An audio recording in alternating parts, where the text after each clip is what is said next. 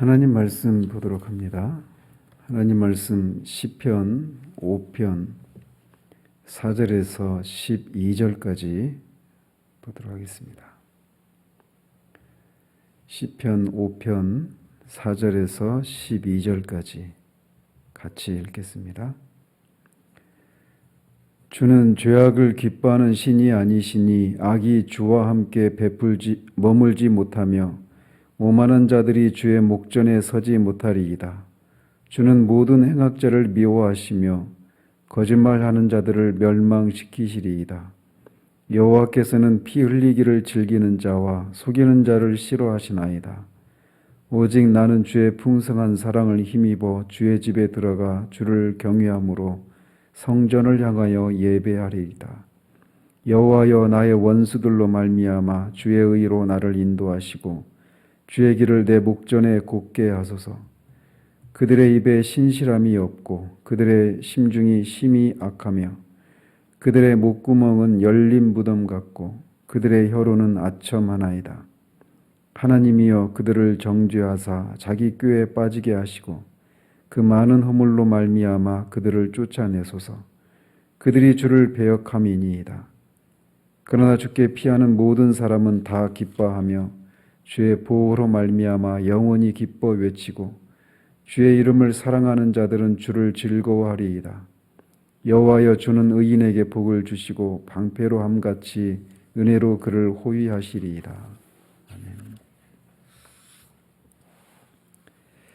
아멘. 지난번엔 3절까지 우리가 살펴봤고 오늘은 4절부터 살피도록 합니다. 시인은 4절에서 6절까지를 통해서 6절까지에서 악과 죄인을 향한 하나님의 속성을 소극적인 관점과 적극적인 관점에서 소개하고 있습니다. 그러면서 소극적인 관점에서는 하나님은 죄악을 기뻐하는 신이 아니시고 악이 주와 함께 머물지 못하며 오만한 자가 주의 목전에 서지 못할 것이다 라고 말합니다.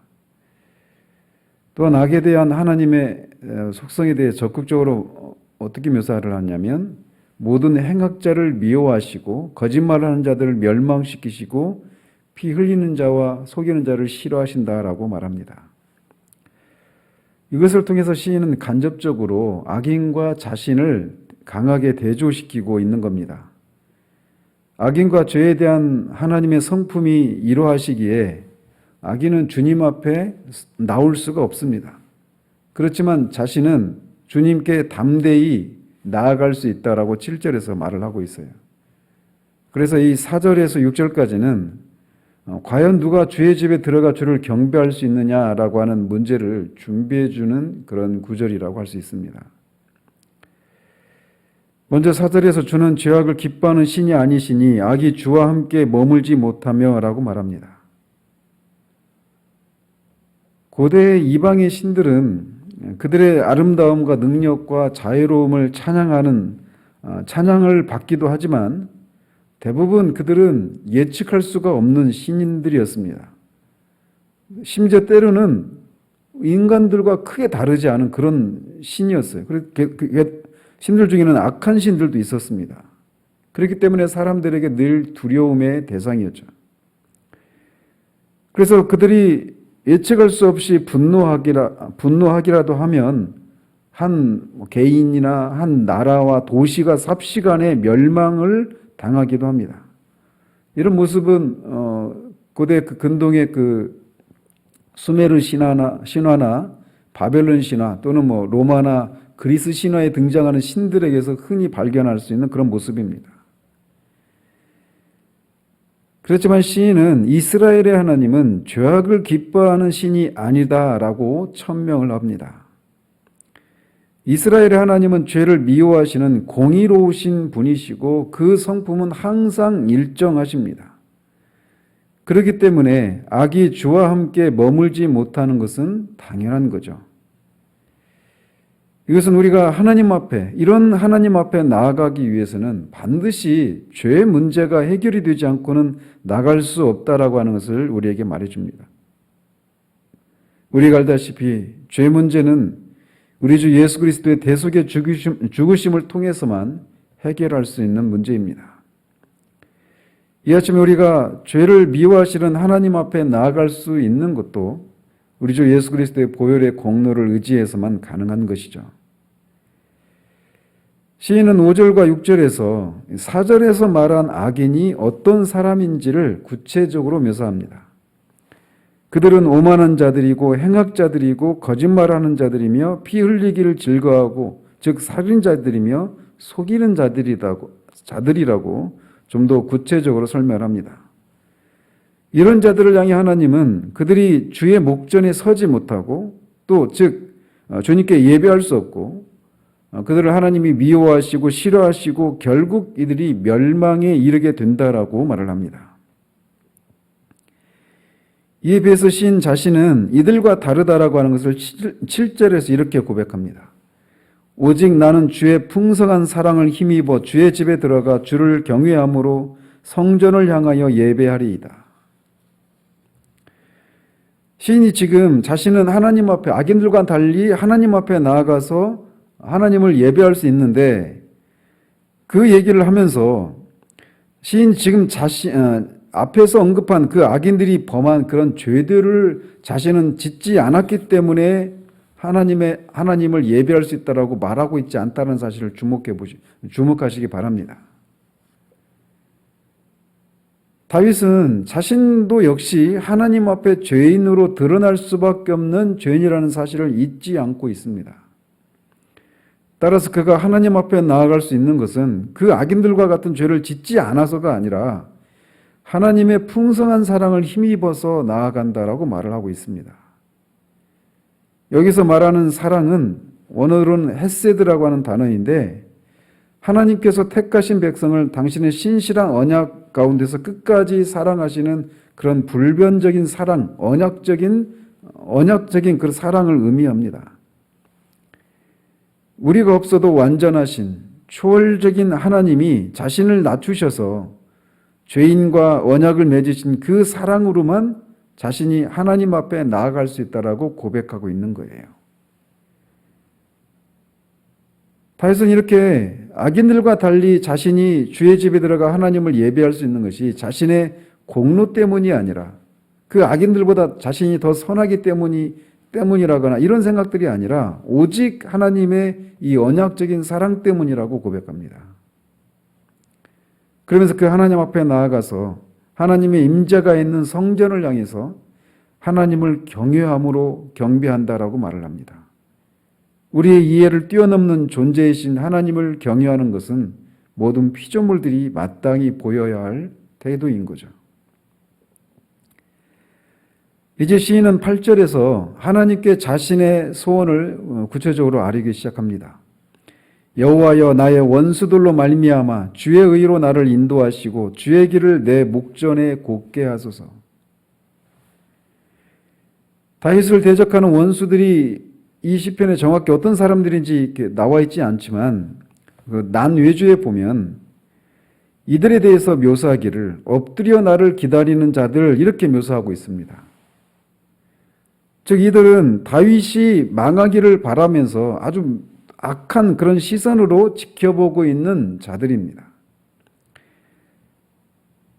다니엘이 왕의 금령을 어길 것을 호시탐탐 지켜보고 있던 대적들처럼 이들도 다윗을 그런 의도로 다윗을 호시탐탐 지켜보고 있는 무리들입니다. 그리고 다윗은 지금 그런 상황을 알고 있습니다. 자신이 이런 대적들에 둘러싸여 있다라고 하는 것을 분명히 인식하는 가운데 이런 기도를 올리고 있는 거예요. 그런 상황에서 그는 자신을 의로 인도해 주시고 주의 길을 자신의 목전에 곧게 해 주시기를 구하고 있습니다. 다윗은 그를 칠 기회를 찾는 자들을 좌절시키는 일에 있어서 매우 옳은 방법을 선택하고 있습니다. 그는 자기 자신을 하나님의 거룩한 인도하심에 맡기고 있는 거예요. 그리고 하나님께서 그의 섭리와 은혜로서 그에게 옳은 길을 지시해 주시고 다니엘의 대적들처럼 가장 신랄하고 헐뜯기 잘하는 그의 대적들이 다윗에게서 칠 기회를 발견하지 못하도록 언제나 하나님이 자신에게 걸어가라고 했던 그 옳은 길인 의의 길에서 벗어나지 않게 해주실 것을 간구하고 있는 겁니다. 다윗은 그들이 자신을 고소하기 위해서 자신의 잘못을 찾는데 그렇게 더욱 열심을 내면 낼수록 그는 그것을 기회로 오히려 더 자신을 살피고 하나님이 자신에게서 자신이 가라고 하는 그 길에서 벗어나지 않기를 구하고 있는 거예요. 그래서 하나님이 가라고 하신 그 길을 가게 될 때 악인들이 다윗에게서 고소할 거리를 찾지 못한다라고 하는 것을 알기에 이렇게 구하고 있는 겁니다. 다윗은 그들에 대해 하나님께 고발하기를 그들의 입에 신실함이 없고 그들의 심중이 심히 약하여 그들의 목구멍은 열린 무덤 같고 그들의 혀로는 아첨하나이다 라고 말을 합니다. 다윗은 또다시 악인의 악한 성품을 반복해서 말함으로써 그의 원수들이 얼마나 가증스러운 자들인지를 하나님께 고발하고 있습니다. 이렇게 함으로써 그의 기도는 정당성을 얻고 그는 하나님의 도우심을 간절히 요구할 수 있는 거죠. 다윗이 고발하는 그들의 입에는 신실함이 없습니다. 이것은 앞에서 그들이 거짓말하고 속이는 자라고 했던 것의 연장인 셈이죠.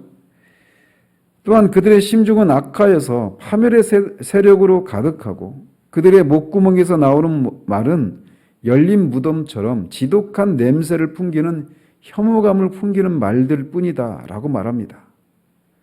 그러면서도 자신의 목적을 달성하는 데 유리한 사람들을 향해서는 아첨하는 말을 서슴지 않고 하는 그런 비열한 자들이라고 고발을 합니다.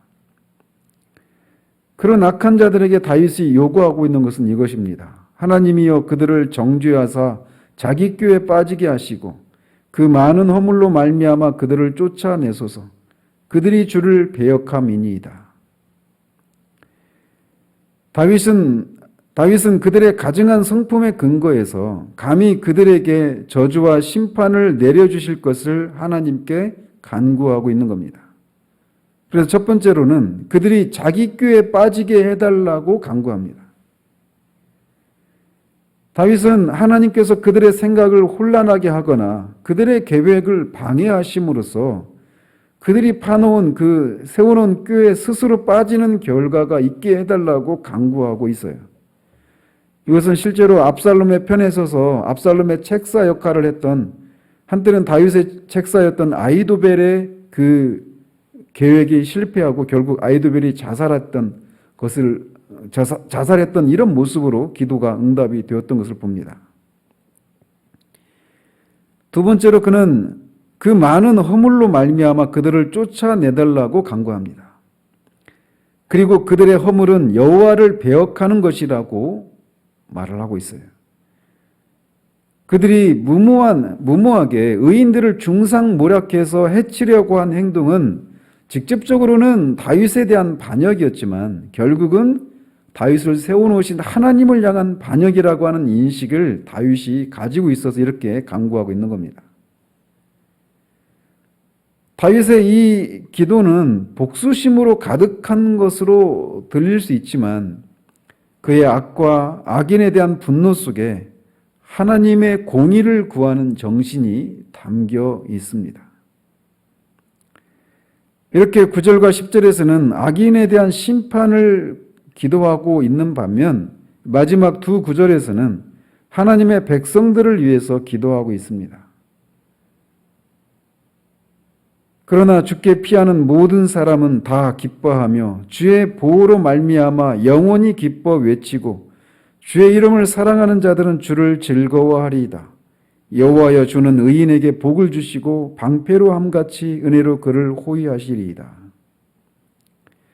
특이한 것이 있다라면 그는 앞에 1절에서는 나의 말, 나의 심정, 나의 왕, 나의 하나님 이렇게 자신의 관점에서 묘사하고 있다라면 이제는 주께 피하는 모든 사람, 주의 이름을 사랑하는 자들, 의인으로 이렇게 넘어가고 있습니다. 자신을 포함해서 언약 공동체 구성원 모두를 강조하고 있는 겁니다. 그래서 다윗은 의인들에게 복을 주시기를 위해서 기도하는데 그가 말하는 의인은 어떤 사람들이냐? 주께 피하는 자들이라고 말을 합니다. 또 주의 이름을 사랑하는 자들이라고 말을 하고 있어요. 의인의 특징은 악인들과 달리 주께 피하는 자입니다. 자신들이 어떤 상황이든지 어떤 어려움과 환란이 있을 때마다 주님의 보호를 기대하면서 하나님께 피하는 사람, 이 사람들이 의인의 특징 중에 하나입니다. 그들이 하나님께 피하는 유일한 이유는 자신들의 그 처한 어려움으로부터 하나님이 그들을 보호해 주실 것을 기대하는 것이었습니다. 그런 기대에 하나님은 방패로 호위함 같이, 방패로 막아주는 것 같이 그들을 은혜로 호위하시는 신실하신 하나님이십니다. 그런 하나님의 보호하시는 은혜를 맛보았기 때문에 그들에게는 기쁨이 있고 이 주의 보호하심을 입고 하나님을 사랑하는 사람들이 의인들입니다. 우리가 이 아침에 주님 앞에 나와서 기도하는 이유도 이렇게 주께 피하는 자들을 하나님이 은혜의 방패로 호위해 주시고 보호해 주시는 그런 은혜를 기대하기 때문에 나온 것이죠. 하나님은 그런 자들을 결코 외면하지 않으십니다. 이 악인들은 하나님을 반역하는 자들이었지만 의인들은 하나님의 이름을 사랑하는 사람들입니다. 하나님의 이름을 사랑한다라고 하는 얘기는 결국은 하나님을 사랑하는 자들이에요. 우리가 의인들이 하나님 앞에 나아가는 두 가지 그런 동기들을 봅니다. 하나님이 자신이 처한 어떤 위험에서 건져주시고 보호해 주실 것을 기대하면서도 나가고 또 동시에 하나님을 사랑하기 때문에도 하나님 앞에 나아가는 거죠. 어느 하나만 가지고 우리가 하나님 앞에 나아가야 된다 이렇게 말할 수는 없어요. 하나님은 그렇게 자신이 처한 어떤 상황 가운데서 보호해 주실 것을 기대하며 나오는 것도 하나님은 막으시지 않으시고 그런 자들을 기다리십니다. 그리고 그런 기대가 자신을 향한 그런 기대가 결코 헛된 기대가 아니라고 하는 것을 실제적으로 그들의 삶 가운데서 그런 위험 가운데서 그들을 보호하시고 호위하시는 것을 통해 드러내시기를 기뻐하시는 하나님이십니다. 그러나 우리가 더 나아가서 그런 하나님을 우리가 사랑하고 우리의 삶과 존재를 통해서 교회를 통해서 하나님이 정말 우리의 사랑과 존귀와 경외하심을 받으시기에 합당하신 분이시라고 하는 것을 드러내기를 위해서도 우리가 하나님 앞에 나아가야 할 것입니다. 이 아침에 주께 피하기 위해서 나오신 여러분들에게 이런 여러분들을 외면하지 않으시고 은혜로 호위하시고 보호하시는 하나님을 만나시는 은혜가 있기를 우리 주님의 이름으로 축원드립니다. 기도하겠습니다. 하나님 아버지, 다윗이 알았던 하나님, 그리고 자신이 처했던 그 모든 상황 가운데 하나님 앞에 나아가서 하나님의 보호하심을 구하며 나아갈 때 그를 그 모든 환난 가운데서 건지신 하나님, 3000년이 흐른 이 시점에도 하나님은 여전히 그 하나님이심을 우리가 믿음으로 고백을 드립니다. 그래서 다윗이 말하는 의인들이 가졌던 그 기대를 가지고 나아가는 자들을 하나님이 외면하지 않으시고 실제로 그들의 삶 가운데 개입하셔서 하나님이 의로 통치하시는 하나님이심을 드러내셨던 것처럼 이 아침에도 그 하나님을 향하여서 우리의 공로가 아니라 오직 우리 주 예수 그리스도의 공로를 힘입어서 주님 앞에 나아가는 우리들의 이 기대가 결코 무색한 기대가 아닌 것을 하나님 드러내 주시기를 소원합니다. 그래서 우리의 삶 가운데 하나님이 개입하셨다라고 하는 것을 우리의 삶 가운데서 하나님 맛보아할 수 있도록 도우시고 그런 하나님을 우리가 즐거워하고 기뻐하며 어떤 상황 가운데 처하든지 하나님 앞에 피하는, 그래서 하나님의 돌보심을 경험하고 그렇게 우리 인생을 다 마친 후에 정말 주님이 우리의 모든 인생을 지금까지 인도해 오셨다라고 고백하며 우리들을 따라올 사람들에게 그런 신앙의 간증을 하고 떠날 수 있는 우리들 될 수 있도록 주님 도우시기를 원합니다. 예수 그리스도 이름으로 기도합니다. 아멘.